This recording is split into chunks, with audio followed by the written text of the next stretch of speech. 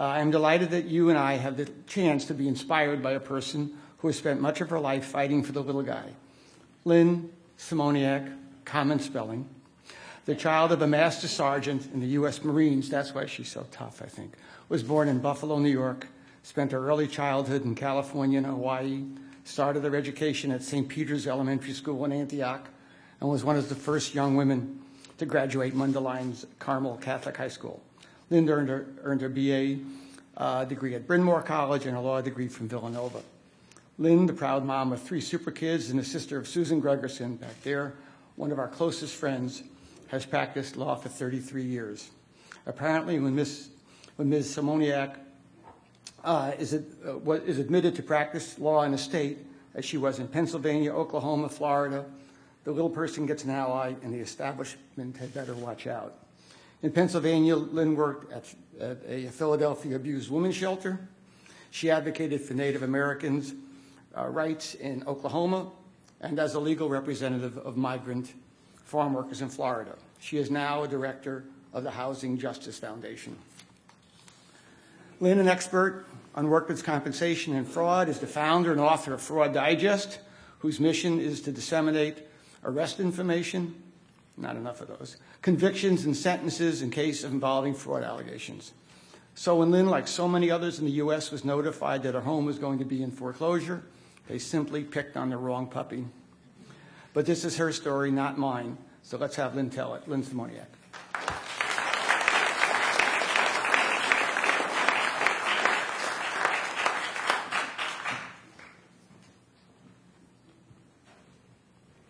Thank you, Matt and Marilee, and Susan and Michael, of course. And thank you all for being here on Sunday morning to listen to me. I'm going to begin the way I begin whenever I talk anywhere, which is, my name is Lynn Szymoniak, and I am in foreclosure. It means something different now, of course, because the punchline of the story is one morning recently I woke up and there was $9 million in my bank account that I had gotten from being a whistleblower about more foreclosure fraud. I have not paid off my mortgage for reasons I will tell you about later this morning. So when I used to say my name is Lynn Szymoniak and I am in foreclosure, it meant to certain people in the audience that I was one of them, because whenever I would speak about foreclosure, particularly to lawyers or real estate people, everybody in the room, in that row, there was somebody in that row who had that same experience, was in the same boat, but boy, it's a shameful thing to say you are not a financial success in America. And most people folded their hands in their laps and came up to me afterwards and said, well, I'm in foreclosure too. So I began like I was a member of AA and now say I am in foreclosure and proud of it. And proud of it because I'm with other people who have worked hard to make this system somewhat just. Even a modicum of justice would be a wonderful thing for most homeowners in America right now. My story begins in, I know it's somewhat unusual. My story begins because I had a disagreement with my bank, and I know none of you ever disagree with the way your banks do things. I had an adjustable rate mortgage. The bank could adjust it twice a year on specific dates that were set forth in the adjustable rate rider. The bank missed the notification and missed the adjustment date, and I was very, very grateful because I didn't need to be paying another $1,000 a month. And then a month later said, oh, we missed, so now we'll start with the next payment. I, being a lawyer, said, no, you have 2 dates, March 1st and September 1st, and you missed your March 1st. You can't adjust in May.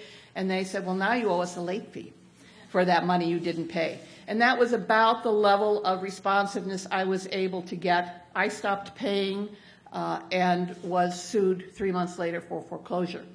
I came to foreclosure like so many people, very, very honestly. Many people came to foreclosure because they were laid off from their jobs.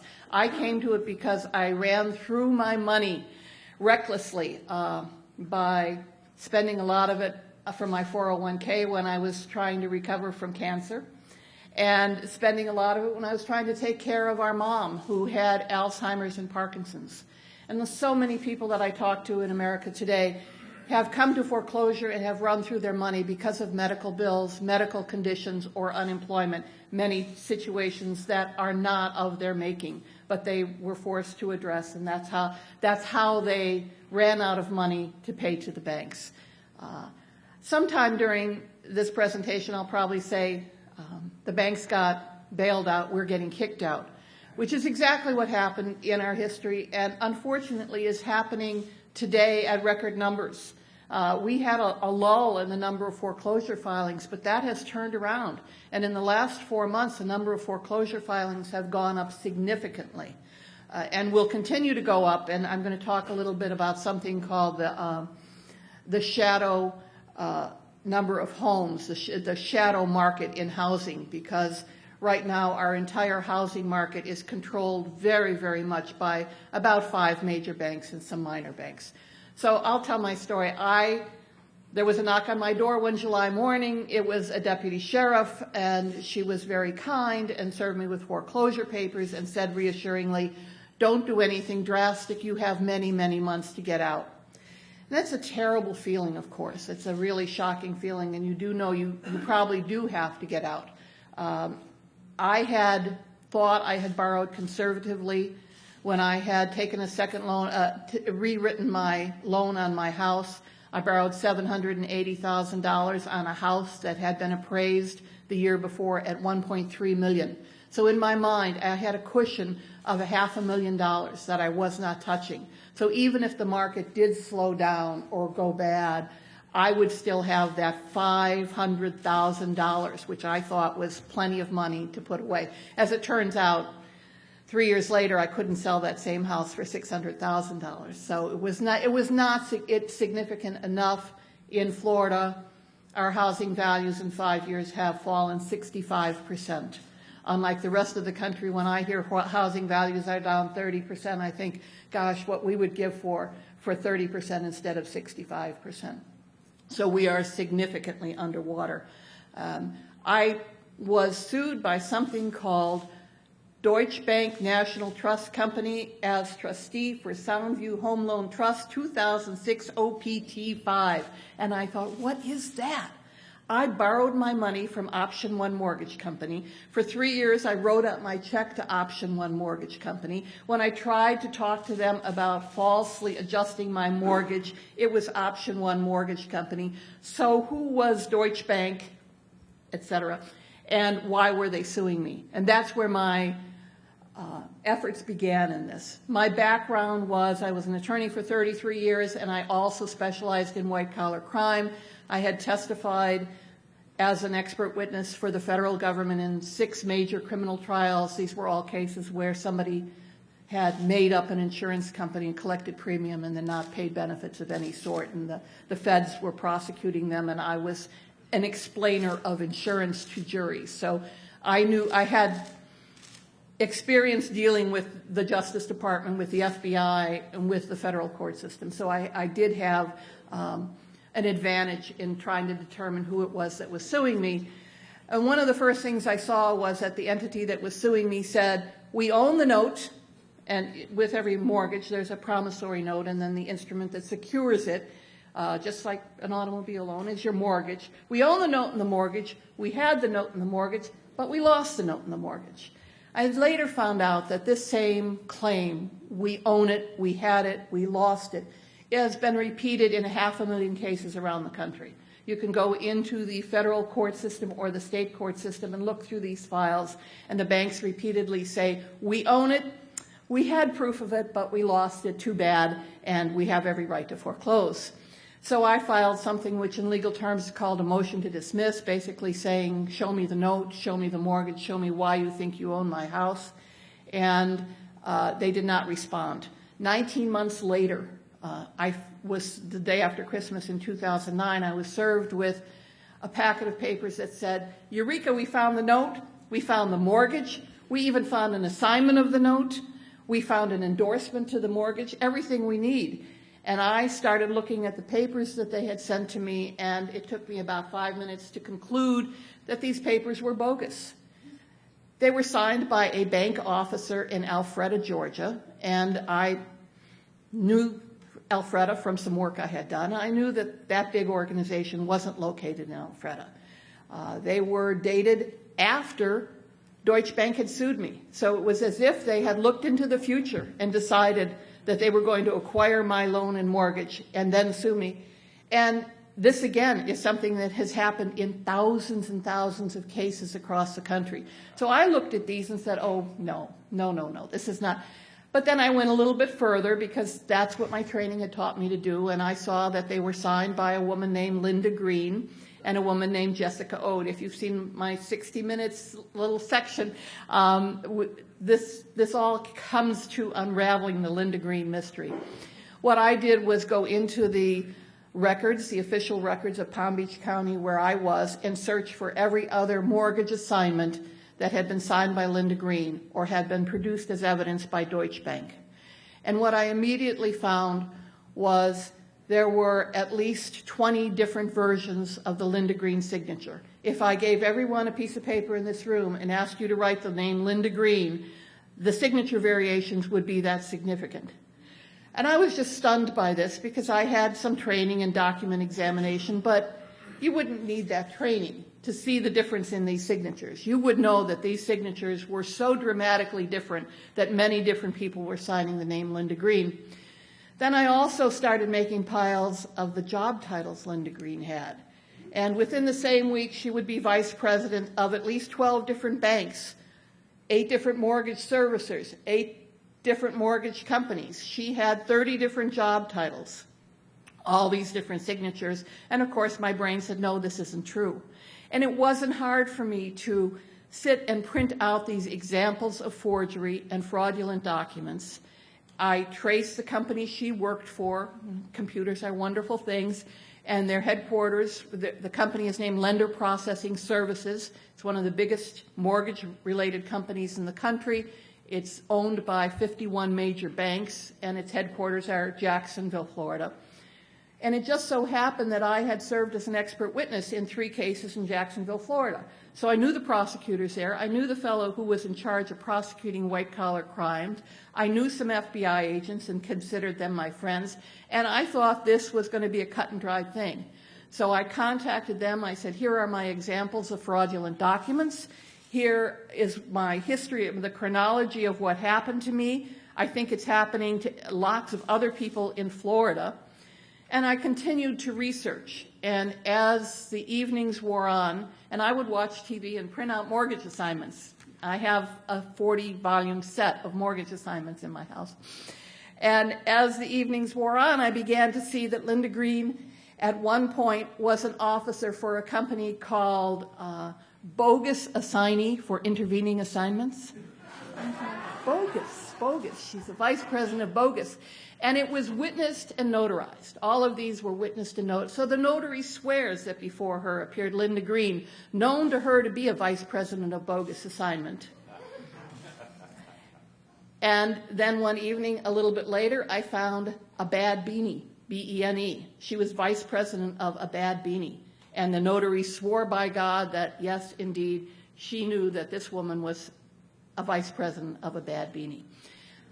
I started to share my findings with other groups. This would be the kind of group that I would love to share my findings with, but we had something in Florida called foreclosure happy hours, which is a little perverse, but it worked for us. And they were just kind of meetings where we would get together if we were either defending foreclosures or in foreclosure to give each other moral support. And I blew up some of the best document examples, my Bad Beanie and my Bogus Assignee, and I brought them to the happy hour and I put them on bar stools for everyone to see. Other people then decided they would help me with my research. And I had a group of oncology nurses come together and search the records of every one of the 67 counties in Florida and come up with all the bogus assignees and all the Bad Beanies. I wrote about it on my website on Fraud Digest, and then people from Illinois, Arizona, California, throughout the country started sending me their Linda Greens, their bogus, their Bad Beanies, and I knew that this was a problem of incredible proportion. As I did more research, I concluded, based on a lot of evidence, that over an 18-month period, this one little office in Alpharetta, Georgia, had produced over 2 million phony mortgage assignments. In my records alone in Palm Beach County, in an 18-month period, they had produced 1,857 of these, used to take away homes daily in courts. And the total amount of the mortgages that had been transferred with these fraudulent documents was over $500 million in just one county. Now, I, of course, thought that if I exposed this to people I respected, people in the Justice Department, politicians, that I would get a reaction.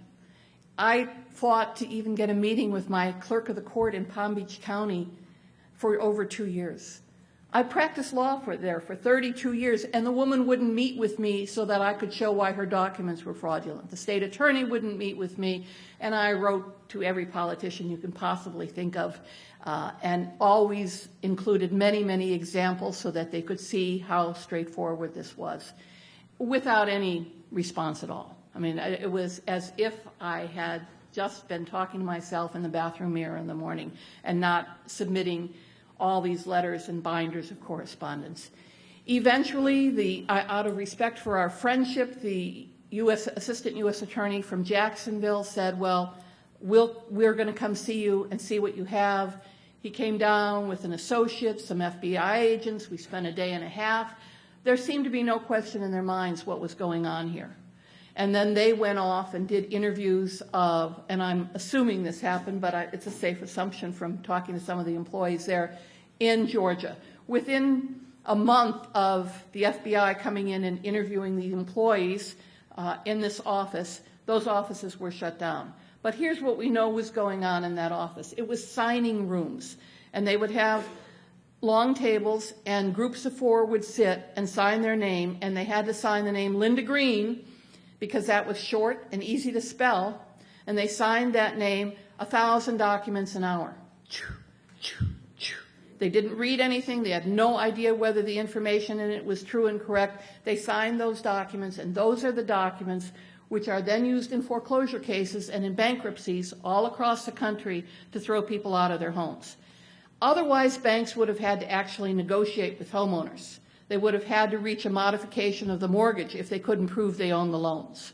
But instead, they paid people to forge documents. It's as simple as that. Although when you read the explanation of it now by, for example, the American Bankers Association, they don't call it forgery, they call it surrogate signing. You gotta love that. You gotta love surrogate signing. As I was conducting this campaign and saying, I will go anywhere, I will talk to anyone, and realizing that my correspondence was not going anywhere, one of the questions you ask yourself in white-collar crime is, who else is benefiting from this crime? Because of my background in insurance, I thought someone else is benefiting, and in my mind, it was someone else was hurting and someone was benefiting. But the other people who would get these assignments would be insurance companies. So when the mortgage was insured and the homeowner defaulted, then the person who gave the mortgage would go to the insurer and say, they defaulted, you insured it, pay off the mortgage, and here's proof we own the mortgage. And as part of that proof, voila, here's the Linda Green mortgage assignment. So I saw that besides private mortgage insurers, there was the federally funded mortgage insurance program, which insured millions and millions of mortgages. If we're talking about how broad this is, if you understand there's about $12 to $14 trillion of mortgage debt in this country. That's a good start. And I'll say $8 trillion of it is in something called mortgage-backed securities. I was sued by a mortgage-backed trust. I'm going to talk a little bit about mortgage-backed securities. It's not nearly as boring as it said, well, to me, but I have my own little bend here. It's not nearly as boring as you think it is, but what I found was that my mortgage, and probably everyone else's mortgage, had been bought the day after it was made by Wall Street, by a Wall Street company, and in this case it wasn't Goldman Sachs, but it'd be a Deutsche Bank or a Goldman Sachs, and it had been bundled with other mortgages into a security that was then offered on the investment market to investments. That's all mortgage-backed securities are. When I do this with props, you imagine 5,000 little monopoly homes. you investors are investing in that pool of loans. Well, one of the things that investors are told when they invest in this pool of loans, of course, is that we, the trust, the pool of loans, own the mortgage and note. Now, that turned out to be not true. In the great rush to securitize mortgages and make money selling these mortgages as securities, everything could be done with a computer stroke except the actual exchange of the paperwork, where the mortgage and note went from A to B to C to D. And because that was the part that had to be done physically, that's the part that eventually, by 2005, was not getting done at all. And there were no notes and mortgages behind these mortgage-backed trusts. So it was like buying a Cadillac without an engine. And that's what investors were buying all over the country. Who are the investors in mortgage-backed trusts that are benefiting from the phony documents? For the most part, these are pension funds. Union pension funds are big investors in mortgage-backed trusts. The insurance industry itself has about $500 billion in mortgage-backed trusts. State and city pension funds have big investments in mortgage-backed trusts. Why is this significant? Well, nobody anticipated, I don't believe that for a minute, but the vast pool of investors did not anticipate the default rate at the level we have. So when they set these things up, they were set up as if these trusts were going to pay income for the next 30 years. Now, most of these trusts, I've written an article called Running on Empty. Most of these trusts are running on empty. There have been so many foreclosures and so many defaults that there are less than 30% of performing loans left in the trust.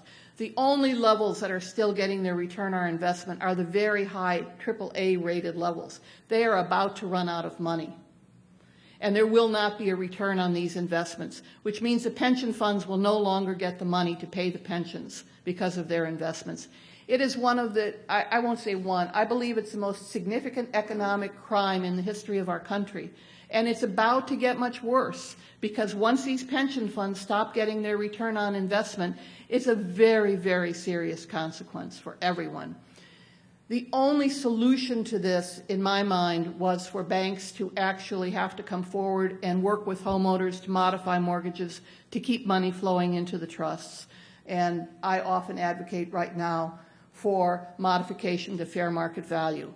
Instead, what we're getting is, you've seen this all over the country, the stories where you can't get a short sale approved, you can't get a modification approved, and you get these strange stories where somebody had a $400,000 mortgage, they had a $300,000 short sale offer which the bank would not approve, the bank foreclosed and then turns around and sells the house for $50,000. The trust takes a loss, the homeowner takes a loss, everybody takes a loss except the mortgage servicing company is making money hand over fist. When I couldn't get politicians to listen to my story, I was fortunate enough to know some really good lawyers. My lawyer is a fellow named Dick Harpootlian in Columbia, South Carolina, and another is Ken Suggs. Ken is the former head of the Trial Lawyers Association of America. Great guy. Both of them are fearless. I knew Dick because I had been his expert testifying in a case against a class action he had brought against AIG. So I knew he was not afraid to sue big guys, which was important because in my mind I was about to take on many, many banks. And I needed somebody who was not afraid to do this. I wrote my complaint that I thought showed why the federal government and state and local governments were losing a great deal of money to fraud. I took it to them. And some of these, when I say I took it to them, at that point in my life, if I had $20.12 in my checking account, I was feeling good. I had run through my money. There was no money left. It was not coming in. I was making enough money to pay the electric bill and a few other things, put gas in my car, but there was not a lot of money. When I wanted to go to New York to present this to lawyers, I had enough Marriott points left that I was able to get a hotel, and I borrowed money and I took a train to go up there. I mean, we were really, I myself was running on empty through most of this. I presented the case. The lawyers at the securities firm and the false claims firm said, we don't understand even 30% of what you said, but we think we like it. We think we're going to take this case. And then eventually they did take the case. They filed the case. It's still, and we filed in North Carolina and South Carolina. Both cases are still under seal, which means I can't talk about them. I know I just have been talking a lot about them. But there's certain things I can't talk about. The seal has been extended 4 times. And this is normal for these kinds of cases while the government decides whether it's going to intervene. Eventually, my lawsuit saying HUD lost a lot of money by paying out way too much in claims because of these fraudulent documents got combined with the 50-state Attorney General investigation. Oh, that was not a good day. But they got rolled together. And eventually, when the $25 billion Attorney General settlement came out last year against 5 major banks, part of my lawsuit was settled. Obviously, when I say part, you have to assume that either there are more defendants than the 5 banks that I settled, which were Chase, Citi, Wells, GMAC, and the 5th will come to me any moment. Bank of America, thank you. It's hard to forget Bank of America. But you have to either assume there were more banks than those 5, or there were more claims than the 5 that I settled. So though my cases are still going forward, but as a result of the settlement, my ability to fight for some of this has changed significantly. Would I do things differently? I want to say that if I had a choice between seeing these people criminally prosecuted or receiving my $18 million for my share of the settlement, I would choose A. It kills me that people across the country have lost and are losing their homes and their investments because groups of bankers and mortgage servicers have been so incredibly greedy and so above the law and continue to be this greedy and continue to be above the law. Yes, they closed down Doc X in Alpharetta, Georgia. Hurrah. And yes, there was a consent order entered by the Justice Department. And yes, there are civil lawsuits. But these people have not been prosecuted. And I don't want to prosecute Linda Green. God knows. I finally got to see who Linda Green was because partway through my story, I got a call from an associate producer at 60 Minutes, a fellow named Dan Rutnick. Dan said, "We'd like to tell your story." My lawyer said, "No, no, no." And I said, "Come on down, Dan. I'd love to tell my story to you." And we went out. We went over all the facts of the various things that were happening. And Dan said, "I think we're going to do this story." Then a senior producer from 60 Minutes came down. We again met for about 8 hours, and then the 60 Minutes segment got filmed. So I got a visit one day from Scott Pelley, who is, in case you're wondering, an incredibly nice person who was very well versed on all of the issues and had read what I had written and took me for a walk before the filming to put me at ease and talked about his own family struggle with Alzheimer's and Parkinson's. So Scott Pelley is real high in my book of wonderful people. He interviewed me. He saw all my charts and examples of forgeries and fraudulent documents. We finished the whole segment, and he turned around and said to the other people in the room, "Well, when are we interviewing Linda Green?" And they all looked at each other and said, "Well, we haven't set that up." And he said, "Well, we can't tell this story without interviewing Linda Green. Could we go there tomorrow?" "Well, Scott," they said, wide-eyed, "no, we're going to all these other places." And he said, "Well, let's see if we can set it up to go to Alpharetta and talk to Linda Green." And because some of the employees had read my stuff and had contacted me, I was able to give them some contact information. And the 60 Minutes crew did indeed go to Alpharetta. They did indeed track down Linda Green, who lives in a single wide and whose only experience prior to working as a vice president of 30 banks and mortgage companies was the counter clerk at an auto parts store. Many of the signers as vice presidents of these companies, one of them was her grandson. He brought in other high school students who worked after school signing the name Linda Green to thousands and thousands of documents. It's so disturbing when you see how widespread this injustice is and how many people have lost their homes that sometimes it's somewhat difficult to talk about. I try to talk to everyone about it. I talk to the Justice Department people. I've talked to 3 different U.S. attorneys who have assured me that justice will happen and these people will be prosecuted. And on a good day, I can believe that almost up till noon. And the rest of the time, it's just very, very sad. But I'm going to talk a little bit about what I have learned through this. There was a county recorder of deeds in Guilford County, North Carolina, named Jeff Thigpen. And Jeff, about 30 years old, watched the 60 Minutes segment, and the next day went into his clerk's office in Greensboro and said, nobody's going to do their job today. We're going to go through our documents and see if we have any Linda Greens.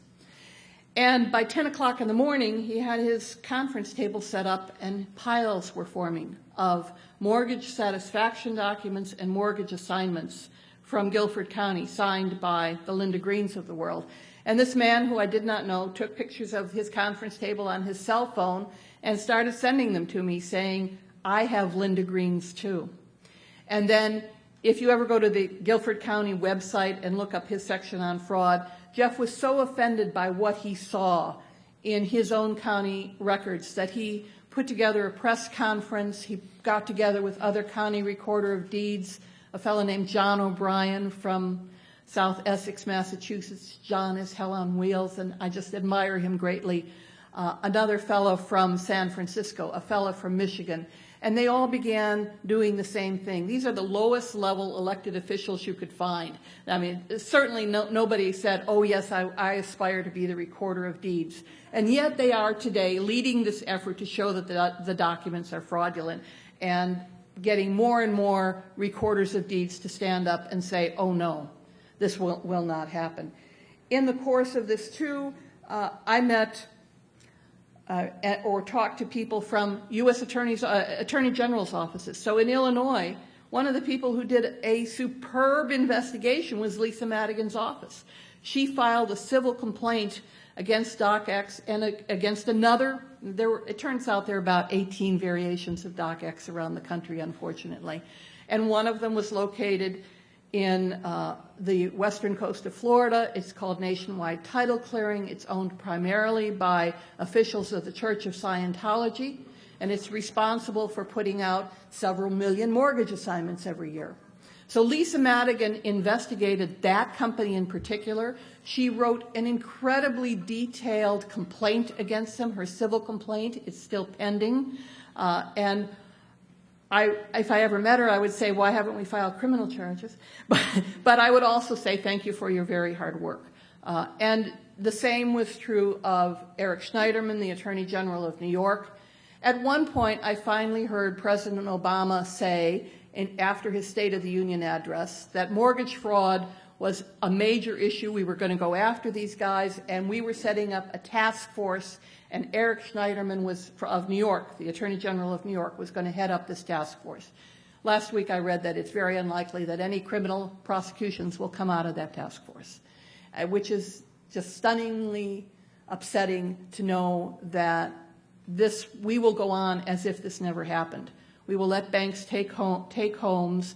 We will award them and applaud them for some little program they put together where they choose to put someone else in a home, only because they have such a stockpile of homes that they've driven down the home prices so significantly. But I did get to meet people, all of whom told me they were committed to solving this, none of whom have really done what they need to do yet, and I keep waiting. I wait in particular for action to be taken against Deutsche Bank. I helped film a 1-hour documentary on German TV, ARD, the British equivalent of the German equivalent of the BBC. So I helped film that documentary.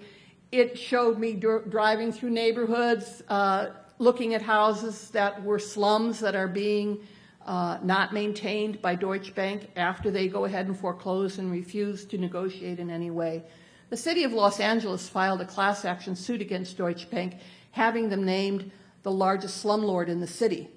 In Southern California, more and more communities are trying to exercise eminent domain powers against Deutsche Bank to seize the properties that Deutsche Bank has foreclosed on, obtained title to, and then refused to maintain in any way, thereby creating slums and forcing down the property values of the rest of the neighborhood, which creates foreclosures beget foreclosures. When you start having foreclosures, you get more and more, because foreclosures drop down the property values, and then more people are underwater and begin to realize that it's not a good decision to continue to pay $400,000 worth of mortgage on a house that's now worth $100,000.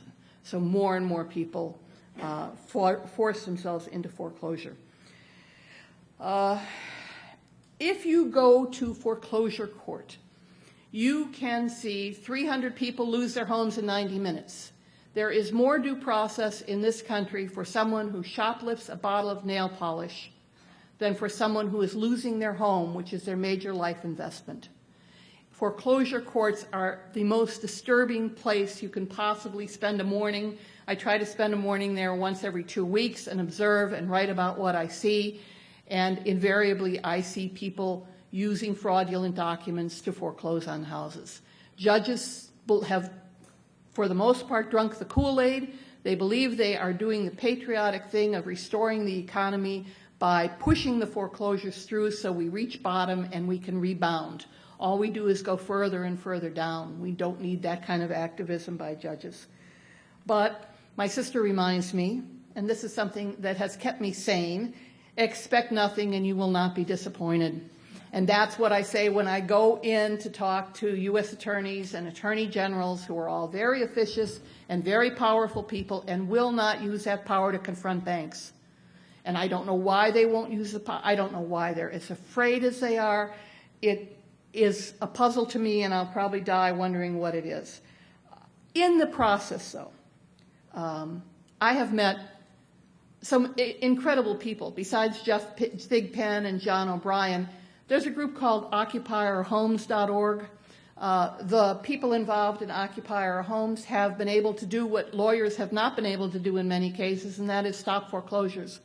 They literally organize picket lines around houses when people are being thrown out, and they embarrass the banks so much that the banks have, in many, many cases, come to the table to negotiate. So I finally got to meet some of the Occupy Our Homes people. There's something called a Netroots Conference, a conference of activists, and I invited them out to beers paid for by BOA because the settlement had been announced, and everybody loved drinking BOA beers. So I keep in touch with these people. I see what they're doing. We plan different activities. I would like every neighborhood to wake up one morning and see signs in the front yard of all the boarded up slum homes.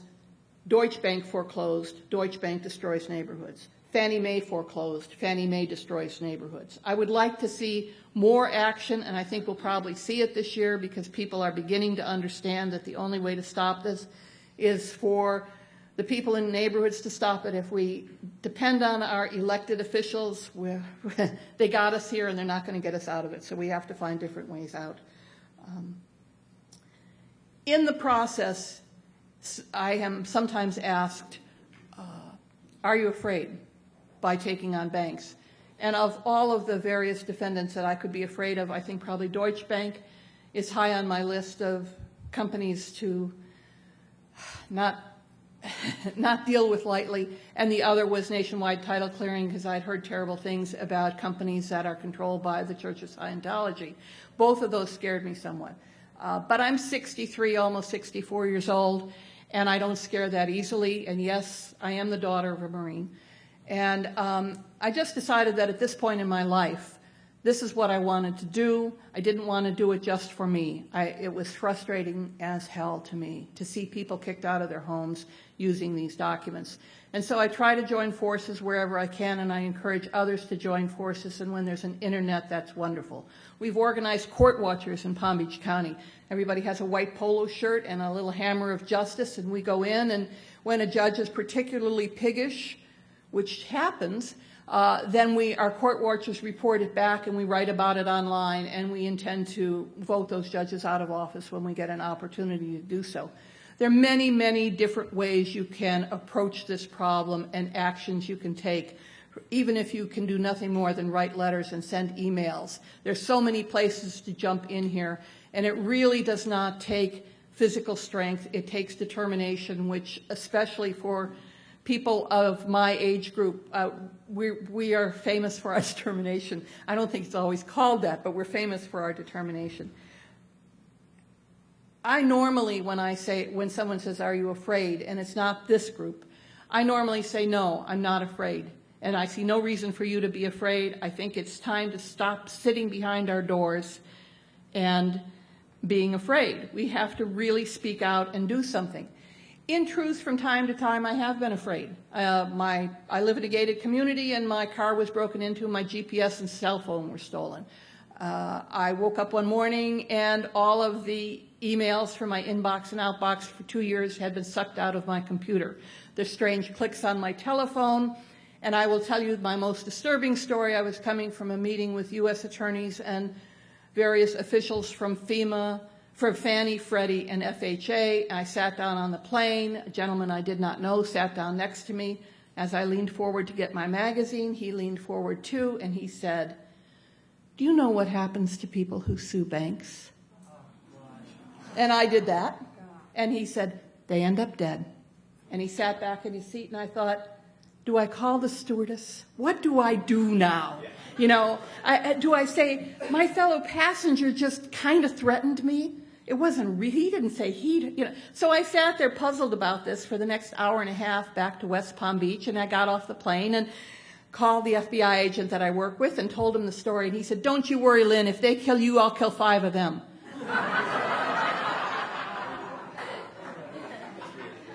So from time to time, I am afraid. But when I am afraid, or when I'm doing one of these, oh, poor Lynn's, you know, which we all do from time to time, I think, you know, we expect our young men and women, and some not as young men and women, to wake up on the field in Afghanistan and Iraq and fight the fight every day and wonder if their limbs are going to be blown off, while their families are back home being foreclosed on against federal law, because they are active military duty, and we know that is happening all the time. So I could do this. I could do the email and letter writing part if I expect them to do what they do. And I think that's true of all of us. I think our days of saying, oh, I better not, or I can't because I, whatever, however that sentence ends, I think those days have to end. I'm just going to end. We're going to have a question and answer period, I believe. I'm going to end with this thought. Susan and I had a father who fought at Guadalcanal when he was 19.